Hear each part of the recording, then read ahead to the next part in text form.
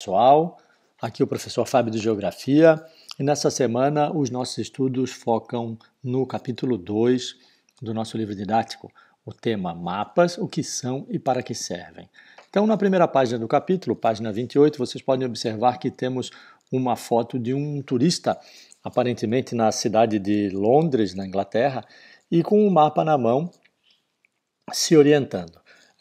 Vejam a palavra, né? Se orientando. Então, os mapas são importantes ferramentas da geografia para auxiliar a nossa localização, a nossa orientação. Eles servem só para isso, só para nos localizarmos? Não, eles também são importantes ferramentas de apoio ao estudo de diversos elementos que fazem parte do estudo da geografia. Na página 29, o autor nos apresenta uma definição de mapa. E ele diz: o mapa é uma representação gráfica da superfície curva da Terra em uma superfície plana, como o papel ou a tela de um computador, por exemplo.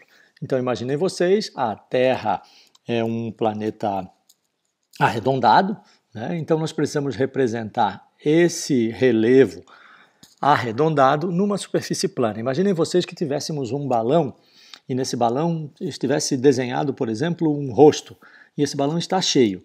Quando nós fôssemos esvaziar esse balão, esse rosto iria se deformar. Se nós quiséssemos, então, deixar esse rosto representado numa folha plana, teríamos que cortar esse balão e esticá-lo de forma que ele ficasse plano. Isso iria gerar uma certa deformação, e é isso que acontece com todos os mapas da Terra, quando eles são, então, quando tentam representar a superfície da Terra num espaço plano, numa folha de papel ou numa tela de computador. Os mapas conseguem fazer isso através da redução, certo? Então, se seguirmos a definição do autor, ele apresenta que em um mapa é possível representar em tamanho reduzido parte da superfície terrestre ou todo o globo. Ele nos dá alguns exemplos, então. Aqui nós temos um mapa representando o Brasil e logo abaixo um mapa representando o globo como um todo, né? O planisfério. Esses mapas têm elementos característicos de cada mapa, como por exemplo a rosa dos ventos, como por exemplo a escala e as legendas, além das coordenadas geográficas, essas linhas azuis que estão presentes nos dois mapas.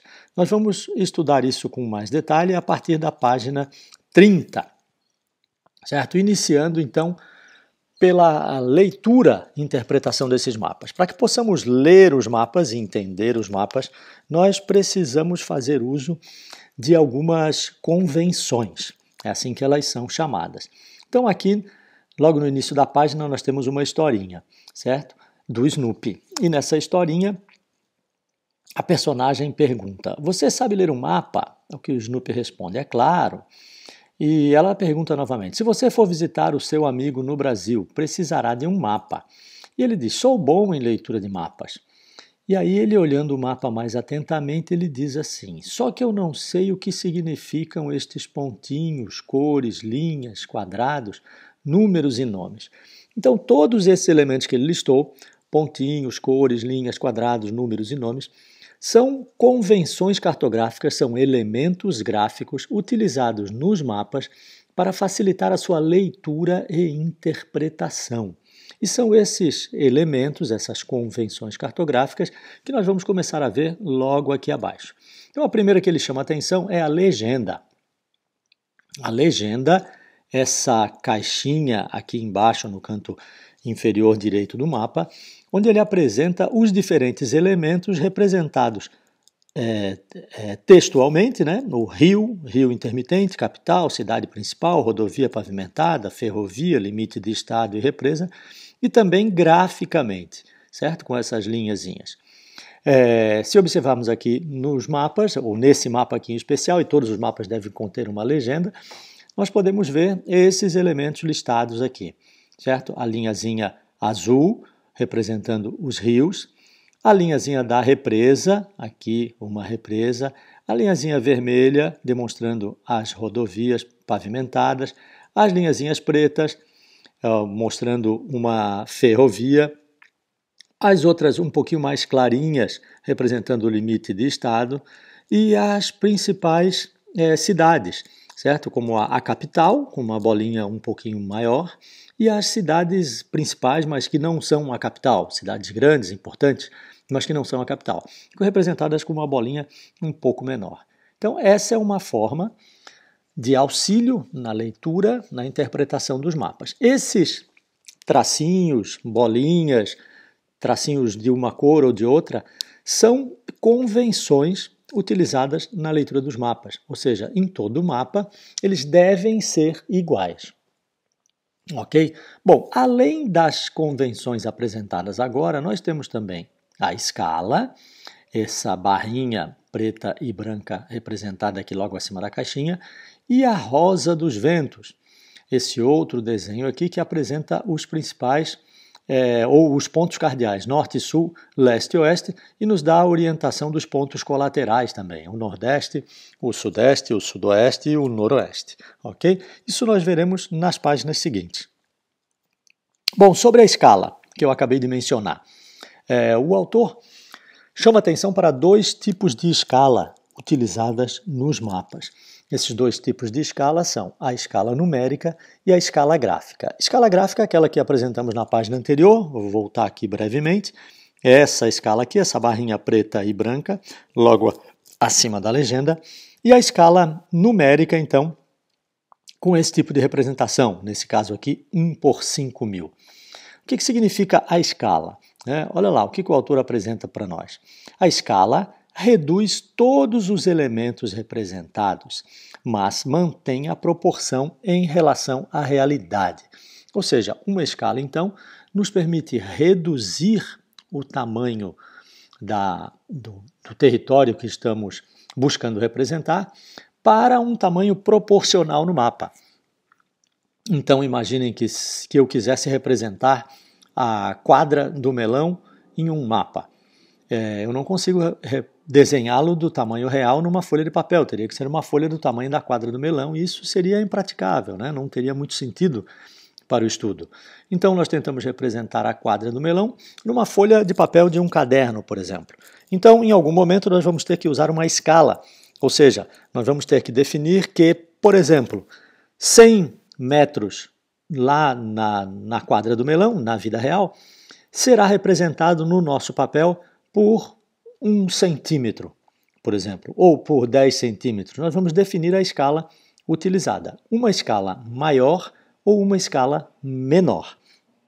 Esse é um tema que ele vai abordar logo na sequência, e eu já deixo aqui antecipado que a escala menor é aquela onde nós representamos um grande espaço, certo? Então, teríamos condições de representar a cidade de São José, ou o estado de Santa Catarina, ou o mundo, uma escala menor.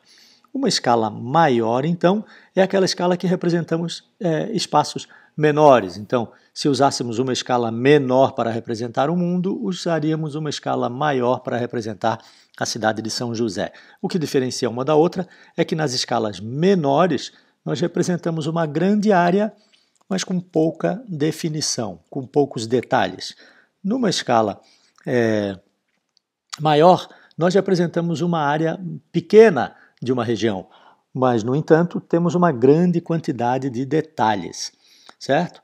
Então, escalas gráficas e escalas numéricas.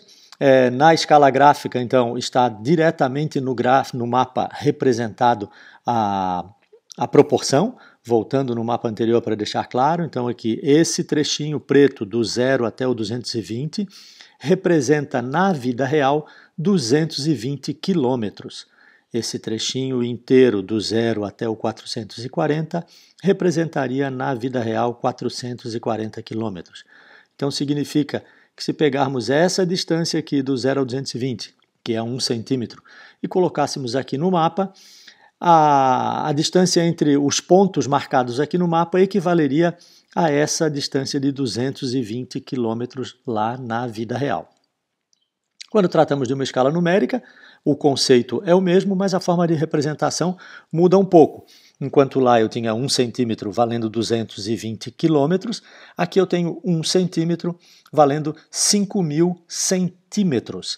Então, no caso de usarmos uma escala numérica, é necessário fazermos uma conversão, porque é difícil a gente chegar aqui na Terra, né, na vida real, e contarmos 5.000 centímetros. Não teria muito sentido fazermos isso, certo? Era mais fácil fazermos a conta em quilômetros ou em metros ou alguma coisa assim, certo? Seguindo um pouco, escala grande e escala pequena, já demonstramos. E agora, um novo tema que é chamado de orientação. Bom, eu vou ampliar um pouquinho aqui, ok? Opa, aqui. Quando falamos de orientação, é importante que apresentemos outros conceitos. E os principais, ou os primeiros conceitos que precisam ser apresentados são os dos pontos cardeais. Os pontos cardeais que vocês com certeza já ouviram falar, mas talvez não tenham ainda muita noção de aonde eles estão, né? Para que lado da Terra eles apontam. Então nós temos aqui o norte e o sul, dois pontos cardeais opostos, o norte sempre representado na parte de cima da rosa dos ventos, como um N, e o sul sempre representado na parte de baixo da rosa dos ventos, como um S.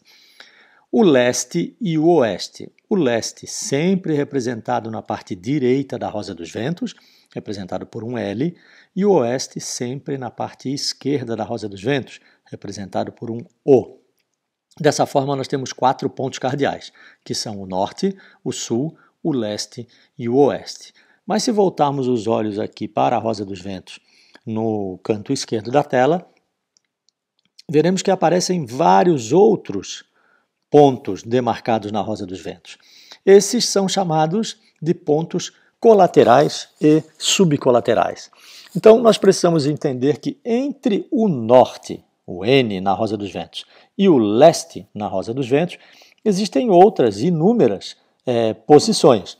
Nós definimos basicamente, como forma de orientação, outras 3. Uma outra principal, chamada de nordeste, essa representada pelo NE e pintada de amarelinho aqui na rosa dos ventos, e outras chamadas de subcolaterais, que é o ponto entre o norte e o nordeste, o N e o NE, que seria representado por NNE, o norte e nordeste. E o ponto representado entre o nordeste, o NE, e o leste, o L, representado na rosa dos ventos por ENE, o leste-nordeste, assim que nós falamos. Então, entre cada ponto cardeal, nós temos um ponto colateral, representado na rosa dos ventos aqui, por essa ponta amarela. E sempre entre um ponto cardeal e um ponto colateral, nós temos os pontos subcolaterais, representados aqui na rosa dos ventos por essa pontinha vermelha, ok?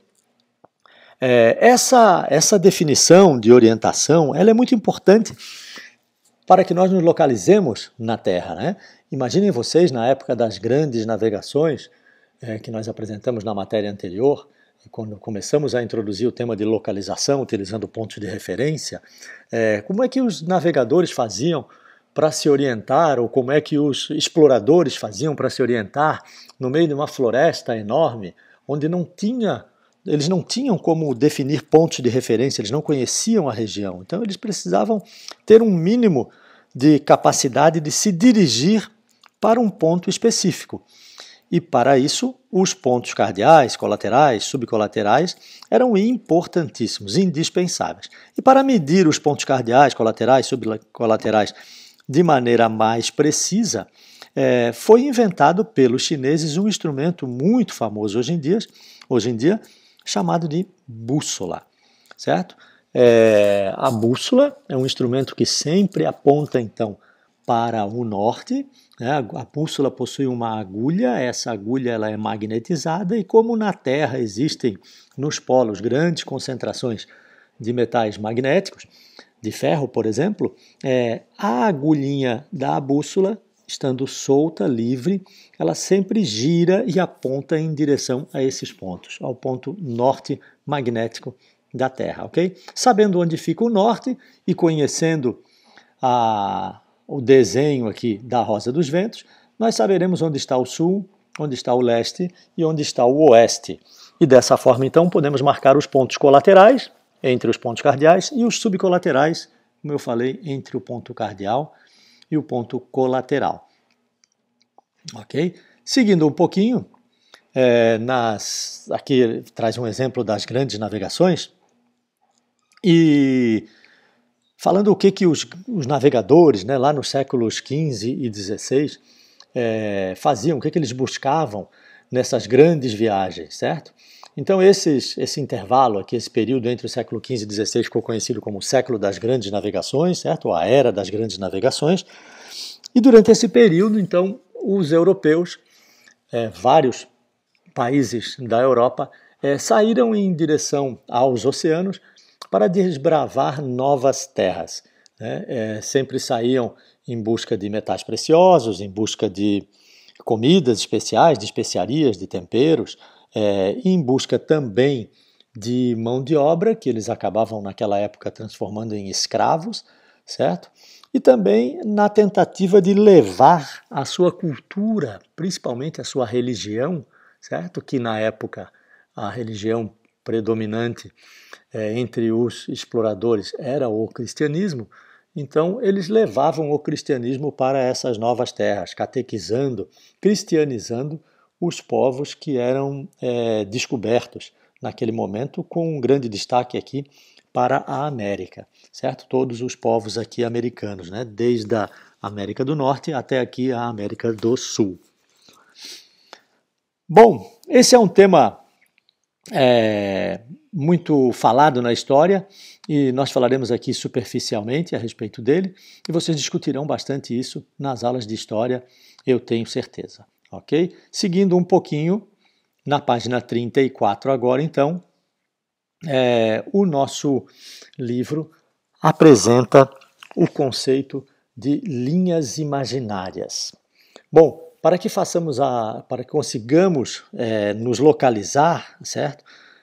No espaço, nós precisamos lançar mão de alguns recursos esses que não estão exatamente pintados ali na Terra, né? E um desses recursos são chamados de linhas imaginárias, que nós vamos definir como paralelos e meridianos.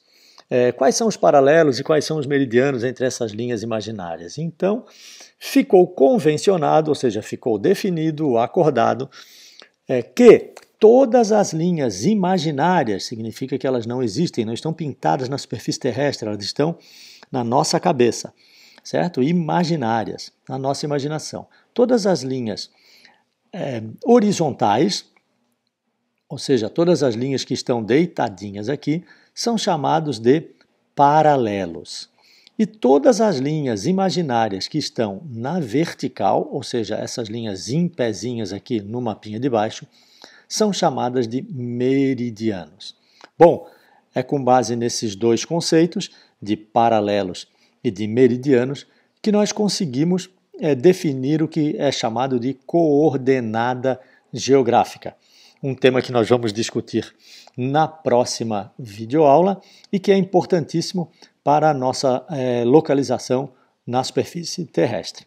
Logo abaixo aqui, ele apresenta duas imagens do marco, né? Ou seja, um monumento demarcando a passagem das duas principais linhas imaginárias, né?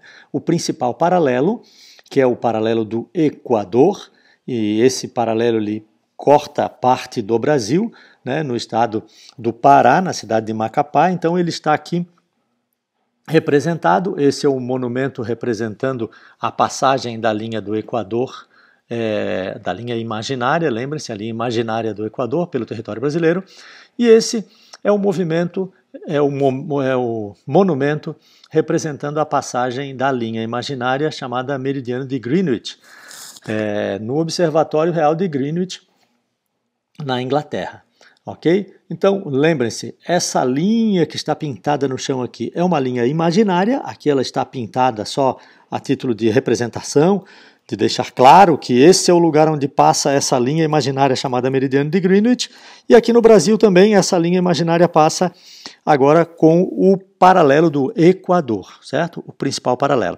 É claro que não é só no Brasil e não é só Na Inglaterra, essas linhas cruzam o mundo, como podemos ver aqui nos mapinhas de cima, certo? A linha do Equador, ela cruza o mundo no sentido leste-oeste, ou oeste-leste, certo? Nessa direção.